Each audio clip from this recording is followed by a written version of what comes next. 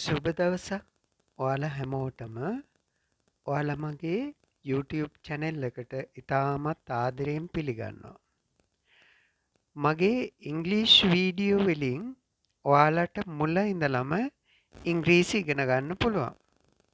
ඉංග්‍රීසි භාෂාවේ ස්වරාක්ෂර, ව්‍යංජනාක්ෂර, නමක්, ගමක් සහ නගරයක් නිවැරදිව ලියන ආකාරය පැහැදිලිව කියලා දෙනවා. ඉතින් දුවේ පුතේ ඉක්මනට ඉංග්‍රීසි කතා කරන්නත් ඔයාලට කියලා දෙනවා. මගේ හැම වීඩියෝ එකක්ම බලන්න ඕන හොඳේ. ඉතින් ඔයාලා තාමත් මගේ channel එක subscribe කරලා නැතිනම් subscribe කරන්න. වීඩියෝ එකක් අප්ලෝඩ් කරපු ගමන් බලා ගන්න subscribe එක ළඟ තියෙන bell icon එකත් click කරන්න. හරි. එහෙනම් අපි අද වීඩියෝ එක පටන් ගනිමු. අපි අද කතා කරන්නේ ඉංග්‍රීසි මුල ඉඳලම ඉගෙන ගන්නේ කොහොමද කියලා පළවෙනි පාඩමෙන්. Basic English Lesson 1 එක. අපි ඉංග්‍රීසි හෝඩිය ගැන කතා කරමු ඉස්සෙල්ලම. මම මෙතන පැහැදිලිව ලියලා තියෙනවා capital letters ටික උඩින්ම ලියලා තියෙනවා simple letters ටික ඊට පස්සේ ලියලා තියෙනවා. එතකොට මේ capital letters අපි ලියාගන්නේ නමක්, එහෙම නැතිනම් ගමක්, එහෙම නැතිනම් නගරයක් ලියනකොට මුලින්ම ලියන්නේ capital letter එකක්. ඒක හොඳට මතක තියාගන්න ඕන. ඊගාවට අපි වාක්‍යයක් ලියනකොට ඒ වාක්‍යයේ පළවෙනි අකුර capital letter එකක් තමයි ලියන්නේ.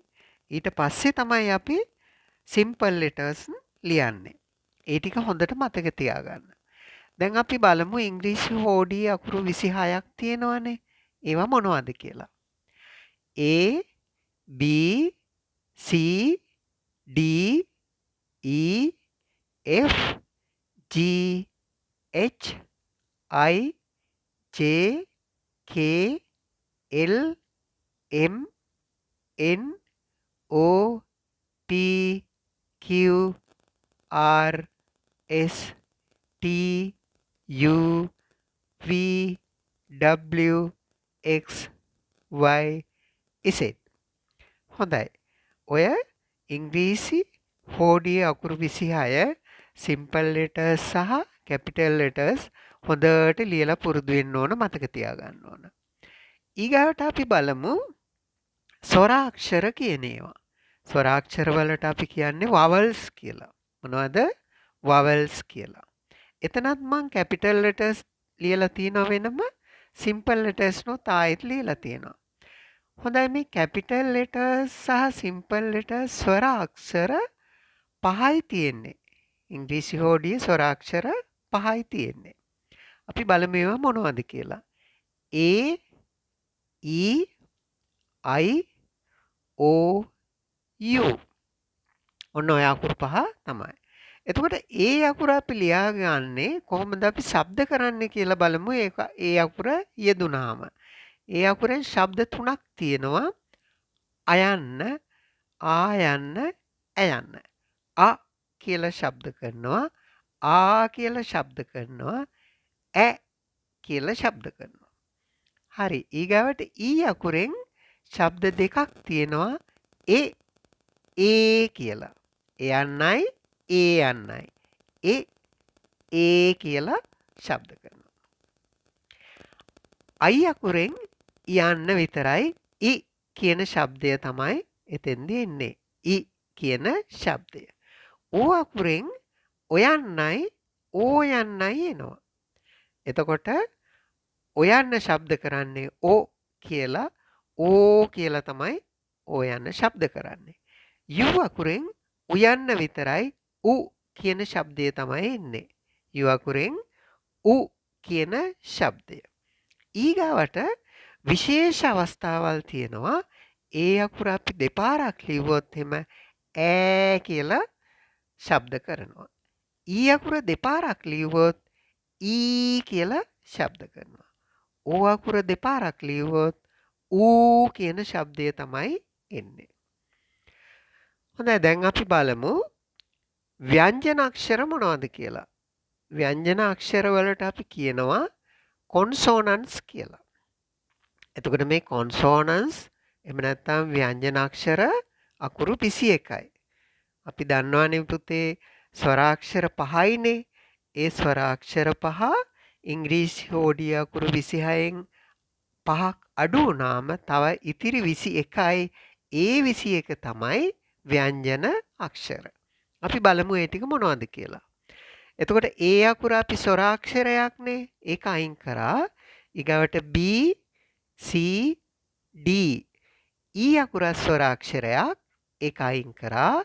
ඊට පස්සේ F G H I අකුරත් ආපහු ස්වරාක්ෂරයක්. ඒකත් අයින් කරා. ඊට පස්සේ J K L M N O අකුරත් ස්වරාක්ෂරයක්. ඒකත් අපි අයින් කරා. ඊට පස්සේ P Q R S T U අකුර ස්වරාක්ෂරයක්. ඒකත් අපි අයින් කරලා තියෙන්නේ. එතකොට V W X Y Z. හොඳයි. ඒ ටික තමයි අපිට එහෙමනම් තියෙන්නේ ව්‍යංජන අක්ෂර 21 විදිහට. ඒ ටික හොඳට මතක තියාගන්න. ඊගාට අපි බලමු ඉංග්‍රීසි අකුරු සිංහලෙන් ශබ්ද කරන්නේ කොහොමද කියලා ඉතිරි මේ කොන්සෝනන්ට්ස් ටිකේ. එතකොට basic sounds of English letters in Sinhala. ඉංග්‍රීසි අකුරු සිංහලෙන් ශබ්ද කරන ආකාරය. එතකොට B අකුර අල් බයන්න විදිහට තමයි ශබ්ද කරන්නේ. එතකොට C අකුර විශේෂ අවස්ථාවක්. ඒකෙන් අල් ඡයන්න විදිහට තමයි ශබ්ද කරන්නේ.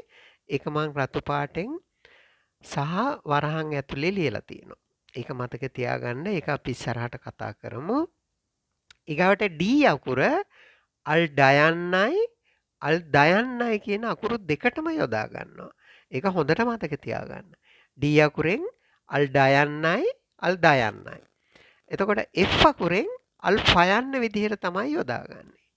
G අකුර අල් ගයන්න විදිහට යොදා ගන්නවා. ඊට පස්සේ H අකුර අල් හයන්න විදිහට යොදා ගන්නවා. J අකුර අල් ජයන්න විදිහට යොදා ගන්නවා. K අකුර අල් කයන්න. L අකුර අල් අයන්න විදිහට තමයි යොදාගන්නේ. ඊගාට M අකුර අල් මයන්න විදිහට යොදා ගන්නවා. N අකුර අල් නයන්න විදිහට යොදා ගන්නවා. P අකුර අල් පයන්න විදිහට යොදා ගන්නවා. ඊගාට Q අකුර විශේෂ අවස්ථාවක්. Q අකුර අල් කයන්න විදිහට යොදා ගන්නවා. ඒක මං රතු පාටෙන් සහ වරහන් ඇතුලේ ලියලා තියෙනවා. එතකොට බලන්න දුවලා පුතයා දැන් මේ K අකුර අල් කයන්න විදිහට යොදා ගන්නවා. මෙතන Q අකුරත් අල් කයන්න විදිහට තමයි යොදා ගන්න සමහර අවස්ථාවල යෙදෙන්නේ. R අකුර අල් රයන්න විදිහට යොදාගන්නේ. S අකුර අල් සයන්න විදිහට. T අකුර අල් ටයන්න විදිහට. V අකුර අල් වයන්න විදිහට යොදා ගන්නවා. W අකුර අල් වයන්න විදිහට යොදා ගන්නවා. ඊගාවට X අකුර අල් ෂයන්න විදිහට යොදාගන්නේ. ඒකත් මම රතු පාටෙන් ලියලා වරහන් ඇතුලේ ලියලා තියෙනවා. එතකොට එතන පයනු ෂයන්න තමයි එන්නේ අල් ෂයන්න. Y අකුරෙන් අල් යයන්න විදිහට තමයි යොදාගන්නේ. Y අකුර අල් යයන්න විදිහට තමයි යොදාගන්නේ. ඊගාවට Z අකුර අල් ලයන්න විදිහට යොදා ගන්නවා. ඒකත් විශේෂ අවස්ථාවක්. එතන සංඥක ලයන්න මම ඒකත් රතු පාටෙන් සහ වරහන් ඇතුලේ ලියලා තියෙනවා. හොඳයි. මේ ටික හොඳට මතක තියාගන්න. අපිට ඉදිරියේදී මේ වගේ වචන හදන්න පුළුවන්. අපි ඊගාව වීඩියෝ එකෙන් ඉංග්‍රීසි අකුරු සිංහලෙන් ශබ්ද කරන ආකාරය කතා කරනවා. ඒ වගේම ව්‍යංජන සහ ස්වර එක්ව යොදනකොට මූලික ශබ්ද ගැනත් කතා කරනවා. ඒක ගොඩක්ම වැදගත් පාඩමක්. ඉතින් මම ඉක්මනින්ම ඒ වීඩියෝ එකත් ඔයාලට අරගෙන එනවා. යන්න කලින් මතක් කරනවා තාමත් මගේ වීඩියෝ channel එක subscribe කරලා නැතිනම් දැන්ම subscribe කරන්න. අලුත් වීඩියෝ එකකින් අපි ඉක්මනටම හමු වෙමු. සුබ දවසක් දුවලා පුතාලා ඔයාලා හැමෝටම.